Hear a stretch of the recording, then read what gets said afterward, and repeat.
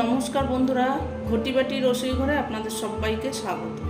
আজকে আমি বানাবো মাছের ডিমের বড়া। মুচমুচে করে মাছের ডিমের বড়া তৈরি করব। দেখুন আমি কিভাবে করছি। এই যে দেখুন মাছের ডিম, এই যে কাতলা মাছের ডিম লাগছে, কুচনো পেঁয়াজ, কুচনো রসুন, কাঁচা লঙ্কা কুচনো, ধনেপাতা একটু থাকলে ভালো হতো কিন্তু ধনেপাতাটা নেই। ধনেপাতা থাকলে আপনারা ধনেপাতাও দেবেন সঙ্গে। দেখুন আমি কিভাবে করছি। এই কাতলা মাছটা ডিমটাকে একটু লেবুর রস দিয়ে দেবো, পাতি লেবুর রস একটু দিয়ে দিচ্ছি, দিয়ে দেবো একটু হলুদ গুঁড়ো, কাঁচা লঙ্কা দিয়েছি, একটু ঝাল লঙ্কার গুঁড়ো দিয়ে দিচ্ছি, দেবো এখানে একটু কাশ্মীরি লঙ্কার গুঁড়ো রংটা হওয়ার জন্য। এটা আপনি ব্যবহার করতেও পারেন, নাও করতে পারেন। এবার দিয়ে দেবো কুচনো পেঁয়াজ, রসুন আর কাঁচা লঙ্কা, পরিমাণ মতো একটু লবণ, লবণটাকে স্বাদ বুঝে তারপর আবার দেবেন। এই দেখুন মুড়ি গুঁড়ো করে রেখেছি, যে মুড়ি আমরা খাই সেই মুড়িটাকে একটু গুঁড়ো করে রেখেছি। এখানে যেমন লাগবে তেমনভাবে আমি দেবো। প্রথমে আমি মাখবো, মেখে দেখবো। মুড়িটা দিলে কী হবে, মুচমুচে হয় ভালো।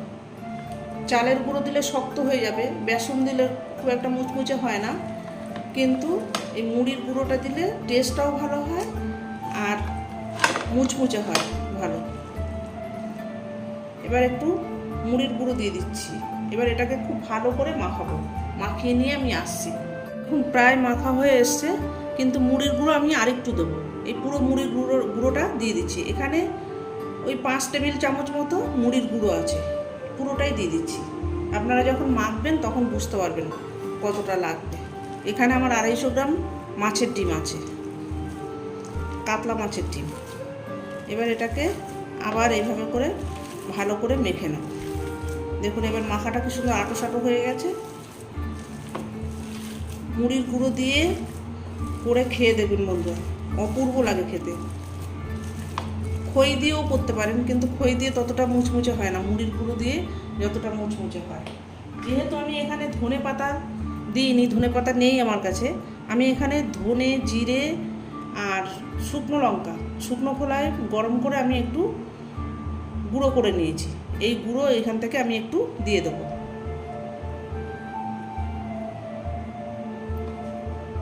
এক চামচ মতো দিলাম, করে মাখাবো। মাখিয়ে নিয়ে তারপর আমি আসছি। এবার দিয়ে দেবো একটু গরম মশলার গুঁড়ো, ছোটো চামচের 1 চামচ দিলাম। আবার এটাকে ভালো করে মাখিয়ে নেব। এবার আমি ফ্রাইং প্যানে তেলটাকে বসিয়ে দেবো। কিন্তু আমার একটু জল লাগেনি, কি সুন্দর আটো সাটো মাখা হয়ে গেছে, একটুও জল লাগেনি।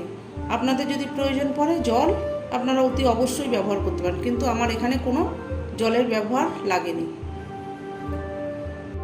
তেলটা বসিয়ে দিয়েছি ফ্রাইং প্যানে, তেলটা এই যে গরম হচ্ছে। এবার আমি এই যে মাখা হয়ে গেছে বড়াগুলোকে এবার ছোট ছোট করে দেবো। আপনার যেমন খুশি সাইজে আপনি বড়াগুলোকে ভাজতে পারেন। গ্যাসটাকে আমি একদম কম করে দেবো। মাছের ডিম তো ফাটে অনেক সময়, যাতে না ফাটে তার জন্য গ্যাসটাকে কম করে দিয়ে ভাজবো। দেখুন আমার সবগুলো দেয়া হয়ে গেছে। এবার এগুলো একটু এক পিঠ হয়ে গেলে তারপরে উল্টিয়ে দেবো। দেখুন বন্ধুরা, এই যে ডিমের বড়াগুলো এক পিঠ প্রায় হয়ে এসেছে। এবার উল্টিয়ে দেবো আরেক পিঠ। আর এটা সর্ষের তেলে ভাজবেন। আমি এটা সর্ষের তেলে ভাজি, আপনি সাদা তেলেও ভাজতে পারেন, অসুবিধা নেই। কিন্তু এটা সর্ষের তেলে ভাজলে ঝাঁসটা বেশ ভালো হবে, গরম গরম ভাতের সাথে খুব ভালো লাগবে খেতে। সর্ষের তেলের একটা ঝাঁস থাকবে। আর এটা ধনে পাতা থাকলে অবশ্যই দেবেন বন্ধুরা, ধনে পাতা দিলে এর স্বাদটা আরও বেড়ে যায়। ধনে পাতা আমার নেই বন্ধুরা, বাগানে যা ছিল, যা রোদের তাপ সব চলে গেছে, পুরো একদম ছাই হয়ে গেছে, কিচ্ছু নেই। জল দিয়েও বাঁচাতে পারিনি। নিচ থেকে ঠান্ডা, উপর থেকে গরম, এস রোদ্রের তাপে একদম সব পুড়ে গেছে। ওই জন্য ধনে পাতা নেই আমার কাছে। এই যে বড়াগুলোকে আমি একটু উল্টিয়ে দিচ্ছি। গ্যাসটাকে একদম কম করে দিয়ে ভাজবেন, তাহলে দেখবেন ভালো মুচমুচে হবে। দেখুন বন্ধুরা, এই যে আমার বড়াগুলো রেডি হয়ে গেছে। এবার আমি নামিয়ে নেবো বড়াগুলোকে। দেখুন গ্যাস কম করে দিয়ে কি সুন্দর এপিট ওপিট লাল হয়ে গেছে এবং ভেতরে সফট আছে আর বাইরেটা একদম ক্রিস্পি হয়েছে। দারুণ খেতে হয় বন্ধুরা, এইভাবে করবেন, মুড়ির গুঁড়ো দিয়ে করবেন।